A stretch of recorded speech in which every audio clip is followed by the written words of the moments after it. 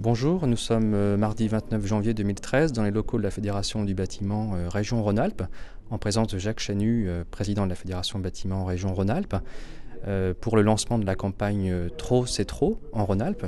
Jacques Chanu, vous êtes en marinière et en casque bleu aujourd'hui. Pourquoi ? Je crois qu'on a voulu symboliser par rapport à la démarche qu'avait eu le ministre Montebourg sur l'industrie française. On a voulu aussi rappeler que le bâtiment est aussi une industrie française, c'est une industrie locale, c'est une industrie qui a d'ailleurs un maillage exceptionnel sur l'ensemble du territoire, en Rhône-Alpes comme ailleurs. Donc au-delà du clin d'œil, on est plutôt dans le symbole. On avait remarqué tout un tas de produits que portait le ministre Montebourg. On voulait juste lui rappeler qu'il aurait pu mettre aussi un casque parce que le bâtiment est aussi une industrie française. Vous êtes la première industrie de main-d'œuvre en Rhône-Alpes. Quelles sont les difficultés que vous rencontrez ? Je crois que les difficultés du bâtiment, elles sont multiples. Elles ont surtout une difficulté actuellement du marché, c'est-à-dire qu'on voit les volumes qui ont baissé ces dernières années, à peu près 17% depuis 2008, donc c'est important. D'autant plus que l'outil de production, lui, n'a pas baissé autant. Et dans une industrie de main-d'œuvre, lorsque l'outil de production n'est pas en adéquation avec le marché, on peut craindre des difficultés à venir. L'autre problème de notre profession, c'est la solvabilité de nos clients, leur capacité à s'endetter, aussi bien au niveau des marchés publics que des marchés privés. Et donc c'est là où nous avons quelques propositions de mesures qui pourraient être prises à très court terme pour nous permettre de relancer nos marchés en solvabilisant nos clients. Et cela devient de plus en plus urgent malheureusement. Quelles sont justement les propositions que vous faites ?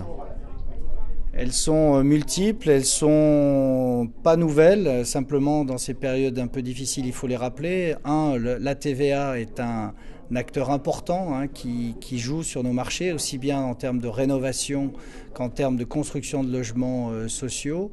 Donc deux objectifs forts annoncés par le gouvernement. Simplement, lorsque en parallèle on annonce que la TVA va doubler quelque part au 1er janvier 2014, en tout cas elle doublera entre début 2012 et début 2014, on trouve que ce n'est pas un signe vraiment qui va dans le bon sens, c'est bien tout au contraire quelque chose qui va freiner les marchés sur la rénovation et la construction de logements sociaux. L'autre point, c'est d'éviter des concurrences déloyales qui rendent nos entreprises beaucoup plus fragiles. Concurrence déloyale qui est aussi bien faite par les auto-entrepreneurs qui n'ont pas les mêmes charges que nous et qui n'ont rien à faire dans le champ du bâtiment, qui restent des métiers techniques qualifiés et qui demandent des assurances. Et également la concurrence déloyale des entreprises étrangères qui, en dépit des règles sociales qui sont censées appliquer dans leur pays d'accueil, c'est-à-dire en France, ne respectent pas la loi avec des heures travaillées importantes, avec des conditions d'hygiène et de sécurité qui ne sont pas acceptables. Et malheureusement, le manque de contrôle sur des chantiers, notamment le week-end, où travaillent ces entreprises étrangères, pénalise les entreprises françaises qui, elles, respectent la loi, aussi bien en termes de formation, de qualification, que bien sûr en termes de règles sociales. Donc voilà, c'est deux poids, deux mesures. Donc on demande simplement que tout le monde puisse travailler à égalité et qu'à ce titre-là, des véritables contrôles ciblés sur les chantiers puissent être faits et non pas simplement sur des chantiers très visibles où on est à peu près sûr de ne pas trouver de travailleurs en situation illégale. C'est l'objet de la campagne Trop c'est trop que vous lancez aujourd'hui.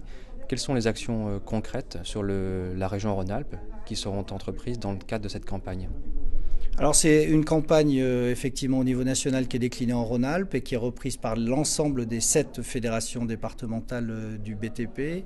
Donc l'action elle est de deux ordres vis-à-vis de la préfecture et des différentes administrations concernées par nos métiers où on leur rappelle les demandes de la profession.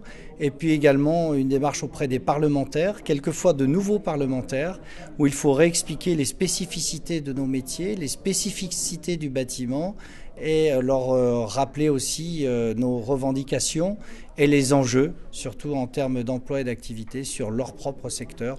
Donc c'est ce qui sera fait jusqu'à vendredi.